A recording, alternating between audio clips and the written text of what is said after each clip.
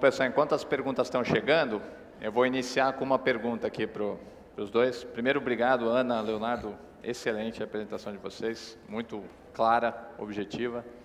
E nesse cenário de legalização, descriminalização do aborto, vocês acham que deveria haver algum limite, né, Leonardo? Você citou o caso da uma conhecida sua na China, né, que até quase virar termo ainda era oferecido para ela essa opção.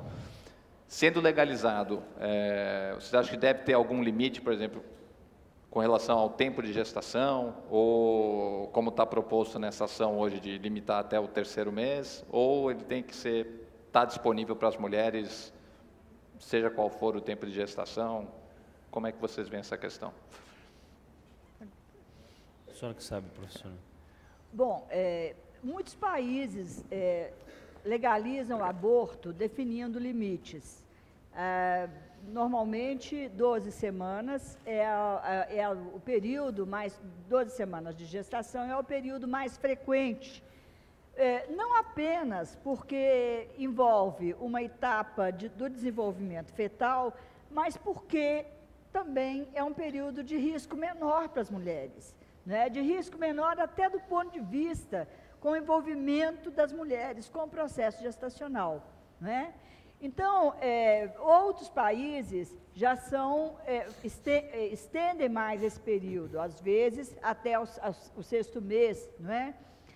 Isso vai depender muito da condição da gravidez e da própria mulher. Eu acho que um processo de legalização até a 12ª semana ou 3º mês de gestação é bastante razoável, amplia bastante a possibilidade, desde que nós tenhamos um acesso confiável ao serviço de saúde. Porque se você peregrina atrás de uma assistência, de um atendimento, por um período longo, esse tempo ele não pode ser um limitante do direito, não é? Então, nós precisamos de pensar de uma forma mais ampla para garantir uma cobertura melhor, né? Muito embora essa questão legal deva ser seguida por uma organização dos serviços e do aparato do Estado para dar conta de executar e de cumprir o direito, não é? Inclusive, esse é um debate que muitos que contrapõem ao aborto fazem, né? Por que o SUS, que já não dá conta de atender todo mundo, vai agora passar a ter que atender as mulheres que abortam? Ora, as mulheres que abortam fazem parte da população brasileira, e o aborto é um problema de saúde, e isso vai precisar de ser incluído como uma prioridade de saúde, né? Eu só gostaria de dizer a esse respeito o seguinte: eu também acho que seria bastante razoável a legalização do aborto até 3 semanas, né? Mas a pergunta que fica tá bom, não foi possível por alguma razão, e depois a gente vai fazer o quê? Continuar a criminalizar? A gente vai punir? Então, a solução, de novo, é cadeia. A cadeia, como pena principal no direito penal contemporâneo, ela é uma pena que tem 300 anos. Antes, as pessoas eram mortas, ser viciadas, torturadas, arrancavam pedaços. Só que em 300 anos, a gente sabe que a cadeia, no fim das contas, virou o fracasso mais bem-sucedido da história da humanidade. Todo mundo sabe que é um fracasso e a gente não consegue fazer outra coisa se não pensar em cadeia. Então, assim, embora eu acho que o limite de tempo seja razoável, eu também não acredito que criminalizar a conduta após esse período seja a solução. Tá ótimo. E chegaram várias perguntas aqui sobre um mesmo assunto, e que também a gente abriu um espaço no Facebook antes do evento para as pessoas fazerem perguntas, e essa pergunta também estava presente lá, que é com relação nos países que já legalizaram o aborto, o que acontece depois disso? Fala que o número de abortos cai quando você legaliza, e parece que é uma contradição, né? Como é que a senhora poderia explicar quais são as experiências de outros países e como é que isso acontece? No geral, todos os países que legalizam o aborto reduzem morte. e não aumenta a ocorrência de aborto, que é um outro argumento falacioso, né? Que se houver a legalização, que vai abrir a porteira e todas as mulheres vamos abortar. É mentira, ninguém planeja abortar, ninguém engravida para abortar.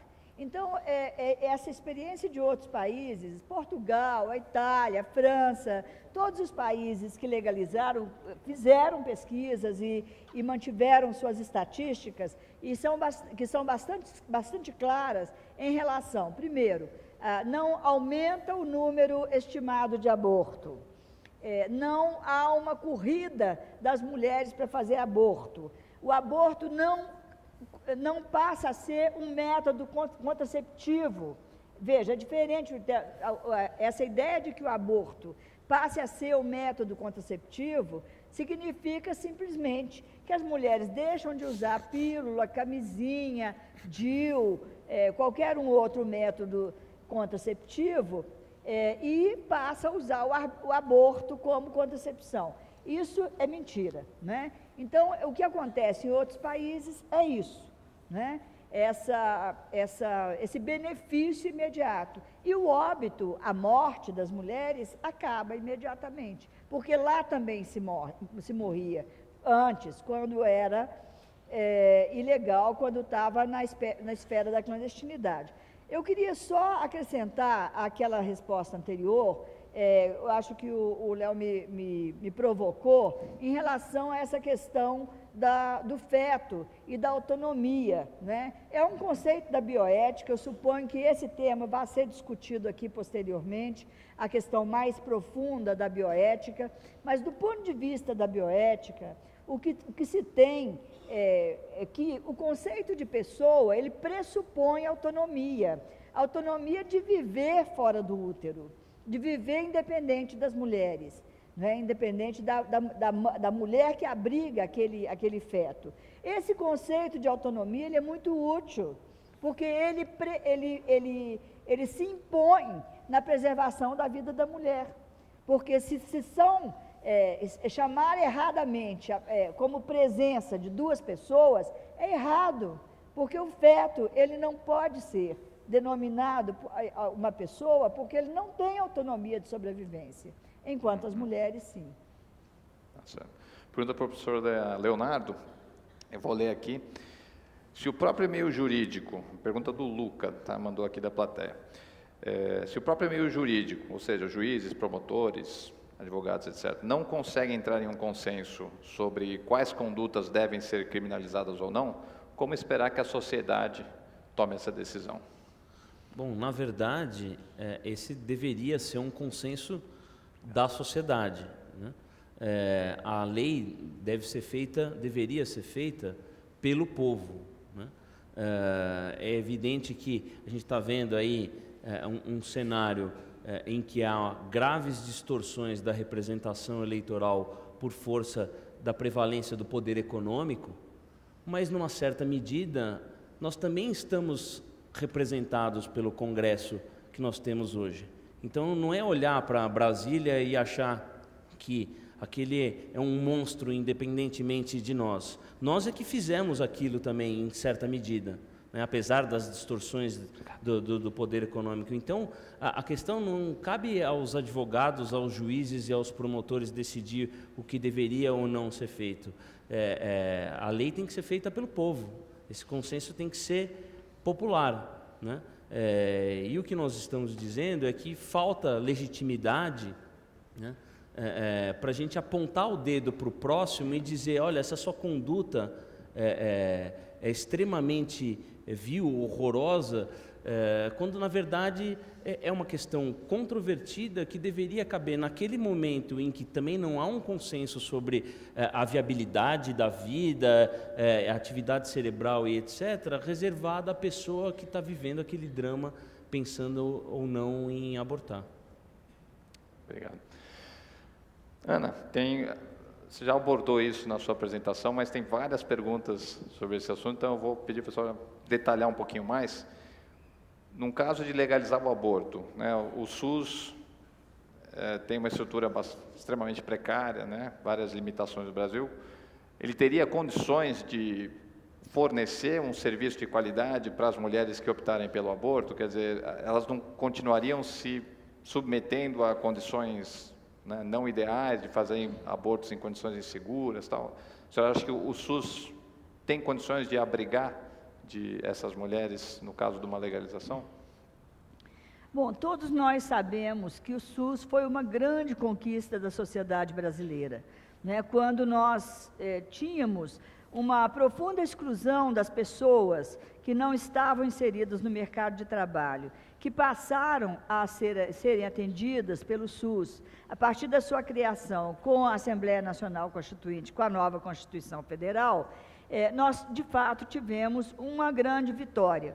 Entretanto, a gente sabe que o campo, o cenário, o campo de interesses que o SUS vem sobrevivendo ao longo dessas 3 décadas é um campo muito pantanoso, né, onde interesses muito perversos de diversas origens estão presentes e muitas delas, especialmente nesse momento, estão retrocedendo a própria existência do SUS. Então, eu acho que isso é uma coisa importante. Entretanto, nós não podemos esquecer que hoje as internações que ocorrem dentro do SUS, os atendimentos que ocorrem dentro do SUS, associados com as sequelas, com as consequências do aborto clandestino, do aborto inseguro, representa um volume expressivo no conjunto dos atendimentos hoje do Sistema Único de Saúde e representa um gasto enorme de recursos financeiros, humanos, tecnológicos dentro do SUS. Ora, se hoje nós atendemos esse volume que é fruto do risco que as mulheres têm ao se submeterem a um aborto clandestino, talvez, e já tem estimativas sobre isso, esse mesmo recurso, ele seja o suficiente para o atendimento de abortos em condição de segurança. Talvez haja uma equivalência, né? Então, eu acho que o SUS, mesmo com todas as suas precariedades, com todas as suas fragilidades, né, que não são inerentes do sistema, mas que são externas ao sistema, ele dará conta, sim, de resolver esse assunto, até porque, como a gente dizia, não vai haver uma corrida das mulheres para o SUS para abortarem. Isso é uma mentira. Mulher nenhuma vai engravidar para abortar. Então, eu vejo isso como uma coisa bastante tranquila. Legal. Vou ler uma pergunta aqui da plateia também, está sem nome. Entendo que a legalização do aborto de bebês com doenças genéticas é excludente e baseado em uma ideologia de eugenia, né, como o senhor mencionou.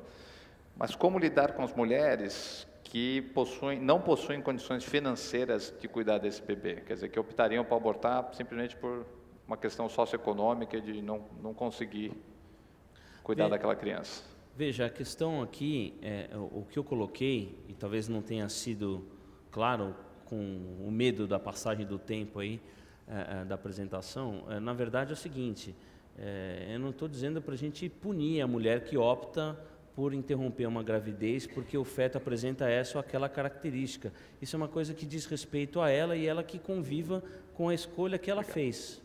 O que eu acho que a gente não pode fazer é deixar que o Estado patrocine, né, a concepção de que uma vida ou uma expectativa de vida, uma vida em potencial pode ser descartada e outra não.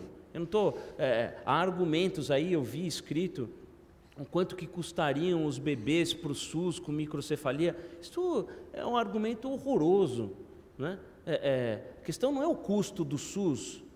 Se a mulher escolheu não ter, é uma coisa. Agora, o Estado tem que acolher a criança que nascer no estado que ela estiver, ou então, eu não sei para que serve o Estado, eu não sei para que a gente tem Constituição, se ela vale de alguma coisa, se ainda restou um pouco de solidariedade entre as pessoas. Então, uma coisa vamos punir a pessoa que opta em interromper uma gravidez nessas condições? Não é o que eu estou dizendo, não defendo isso, a pessoa fica com a sua escolha. Agora, o Estado dizer, não, olha, vamos eliminar custos, quem serão os próximos? É o que eu disse, né?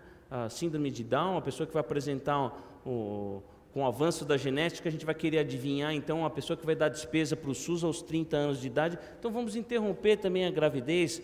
Daqui a pouco a gente escolhe a cor dos olhos, do cabelo, o tamanho que vão ficar os seios, os braços. Onde que a gente vai parar desse jeito? Então, uma coisa é discutir a legalização do aborto e outra coisa é patrocinar essa ideia de sociedade perfeita e controlada, né? Que é uma coisa que eu acho que é muito perigosa. E isso que você está colocando, acho que vai ser cada vez mais importante, porque cada vez mais você consegue fazer um screening, né? Fazer uma análise do genoma, do DNA do feto dentro do útero, até por partes de DNA que estão presentes no sangue da mãe. Então, acho que cada vez mais a tecnologia vai permitir você identificar eventuais malformações ou doenças genéticas com o feto intrauterino, né? Situação intrauterina, e aí esse tipo de decisão vai ser colocada cada vez mais, acho que, para as famílias aí. Doutora Ana, quando uma mulher consente em entrar em uma relação sexual, ela sabe o risco que corre. Uma vez que ela é dona do seu corpo, ela também é responsável pelas consequências dos seus atos. Se ela opta por retirar a vida de alguém, ela não estaria se livrando, né, tentando se livrar dessa responsabilidade? Quer que eu fale? Fala você primeiro, depois eu completo. Bom, vou deixar a professora por último. Na verdade, como tanto eu quanto a professora Ana dissemos antes, a decisão e o ato de praticar a interrupção de uma gravidez é algo pesaroso, é uma coisa que dói, que machuca, não é uma coisa... Você não foi tirar uma pinta no dermatologista, né? A pessoa tem que conviver com essa decisão e sempre vai ter aquela... Não sei se sempre, enfim... não sou mulher para dizer, mas... E também sem entrar na polêmica do lugar de fala, né? Mas para dizer o seguinte, quando você... não é questão de escapar à responsabilidade, a pessoa convive já com aquela decisão. O que a gente está discutindo é se é cabível, se é proporcional, se é razoável o Estado lançar mão do aparato da polícia, da justiça criminal, para punir e trazer uma dupla responsabilização, porque a responsabilização pessoal, aquilo que a gente pensa sobre as decisões que nós tomamos, às vezes acompanha a gente para o resto da vida. O que a gente está falando aqui é uma outra coisa. Eu acho que as mulheres, há uma mania da sociedade de infantilizar as mulheres e achar que as mulheres não têm responsabilidade quando decidem por uma interrupção de uma gravidez. Isso é uma mentira, é com muita responsabilidade que as mulheres decidem. É com muita dor e muitas vezes com muita solidão, não é? Às vezes a decisão de interrupção de uma gravidez, ela não envolve nem a outra parte da concepção, que é o pai, o provável pai, né? Isso é o que mais acontece, né? O aborto tem uma frase que simboliza a cultura do aborto, é um assunto de mulheres. As mulheres se amparam em outras mulheres, porque normalmente o irresponsável nesse processo não é a mulher. Normalmente o irresponsável são os homens que abandonam uma gravidez indesejada, porque normalmente ela não é só indesejada pelas mulheres, ela é indesejada pelos homens também, não é? E essa responsabilidade terminativa do encaminhamento do problema recai sobre as mulheres. Então, nós precisamos de pensar de uma forma mais amorosa, né, mais solidária, a questão do aborto e retirar das mulheres essa penalização cultural que tem sido tão pesada às mulheres, né? Então, se me permite uma...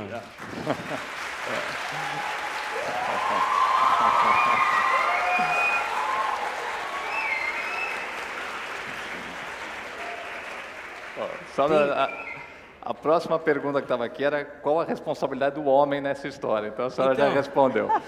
Mas, Leonardo, fica à vontade. Na verdade, tem uma frase que eu acho que é do ex-ministro do Supremo Tribunal Federal, Carlos Aires Brito, que é lapidar. Se os homens engravidassem, a legalização do aborto já teria sido feita há muito tempo. Isso é verdade.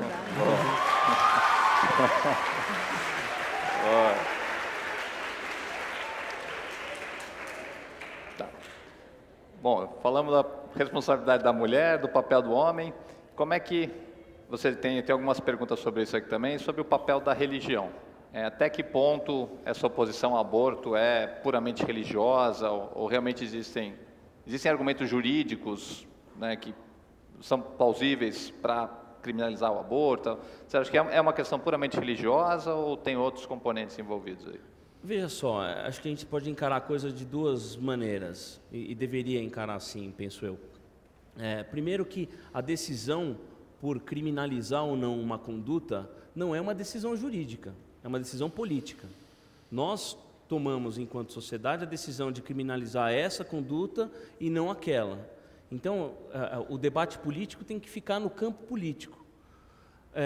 Entretanto, a discussão sobre se hoje, com esta legislação, do jeito que está, o aborto poderia ser ampliado, a decisão num habeas corpus do ministro Luiz Roberto Barroso, que ele trata, na verdade, de prisão, mas ele já convoca o Supremo a decidir sobre a constitucionalidade da criminalização do aborto até 12 semanas, ele invoca argumentos jurídicos e faz paralelos sobre a questão da atividade cerebral e etc., para dizer que seria possível, ainda com a legislação que nós temos, interromper o aborto, porque essa criminalização, dentro desse período, seria inconstitucional. Então, são duas discussões que caminham em paralelo e às vezes se cruzam, mas, na verdade, o fundamental, me parece, que a gente, enquanto sociedade, é discutir politicamente se é razoável a gente criminalizar uma conduta dessa ou não. Quer acrescentar alguma coisa? De fato, a grande polêmica que o aborto encontra na sociedade está justamente associado com a questão da moralidade. Né? Seja a moralidade religiosa, seja a moralidade de gênero, não é? que envolve toda uma concepção do lugar e do papel da mulher na sociedade, inclusive nesse assunto que tira dela a autonomia de decisão. Né? É justo as mulheres que têm toda uma carga com a maternidade, toda uma carga enaltecida, inclusive, em relação à maternidade, né? Quando se trata do aborto, de repente, elas de santa viram bruxas. Né? Então, isso é uma moralidade que está presente na cultura nacional, mas o que é grave nisso é que quando ele entra para a esfera religiosa, ela, dentro dessa forma que as religiões têm crescido no Brasil, as religiões evangélicas, os fundamentalistas, eles têm uma forma de impor, não é? De impor os seus valores e moralidades ao conjunto das mulheres, que é uma violência. Porque se nós não estamos falando que a legalização vai obrigar as mulheres a abortarem, nós estamos falando que a legalização vai dar às mulheres o direito de escolher. E que se elas guardam dentro de si qualquer valor religioso, moral, e que não querem, por qualquer razão, abortar, é absolutamente legítimo e digno que ela não aborte. Ninguém vai fazer imposição, não é? Mas hoje, as mulheres que precisam abortar estão sendo impostas a uma condição de clandestinidade. Há justiça nisso? Há alguma possibilidade da gente realizar, da gente analisar legítima essa situação? Acho que não, não é? Tá certo. Leonardo, Ana, muito obrigado. Gente, infelizmente o nosso tempo está esgotado. Palmas para os nossos palestrantes.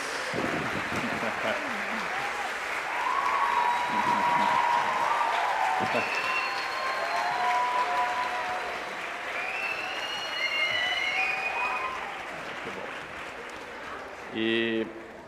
Só mais um minutinho. Eles vão continuar aqui mais uns 15 minutinhos, quem quiser conversar com eles, tá? A gente só vai encerrar aqui para a transmissão.